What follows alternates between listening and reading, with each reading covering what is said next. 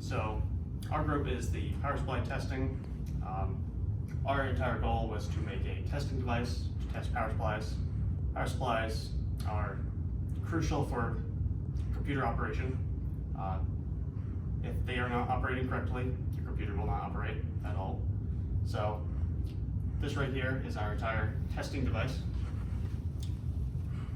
So this is the ATX power supply. It's what is inside of a computer. It has an input power that comes from the wall, and then it has a variety of outputs. This is the main output, known as the 2x12 ATX connector, and this is a CPU output. So what the device does is it runs from a Raspberry Pi, which has a lot of connections which go to this board. These connections allow the device to test things such as the load on the power supply and its current and voltage in and out of it for efficiency testing and other things. It also allows, through the use of relays and MOSFETs underneath this board, the testing of voltage for each of these pins that comes out of this connector, and the ripple, so how much they vary, because they're supposed to be a DC. So next we're going to show a running of this code. So the code is going to start. You're supposed to connect the power supply and press enter, which we did. You enter the wattage of the power supply, which is its rating. You then enter some testing information, which we're just going to put test for this right now.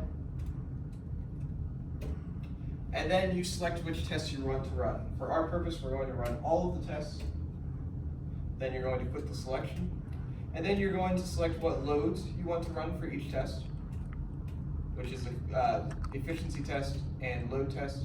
And then you're going to select the voltage that you want to test for the ripple testing and for just your standard voltage testing. Now it's running, so the relays are going to click on and off, which you probably can't hear in the video, but as it's going, it will say what it's doing. So right now it's checking each of the voltages and the currents for doing efficiency testing and load testing. So it's asserting and deasserting relays, and then it's testing them. Some of these numbers are a little bit strange, such as the voltage in being 173. That's because in order to make the analog to digital converters work, we have to apply offsets, which this doesn't show, but it does in the report.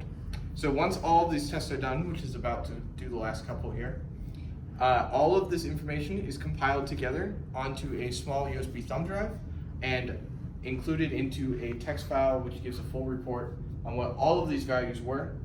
And it's now about to run the voltage test and does all of those. It completed the test, so it compiles all of the data and then saves it to the USB drive that's attached to the Raspberry Pi.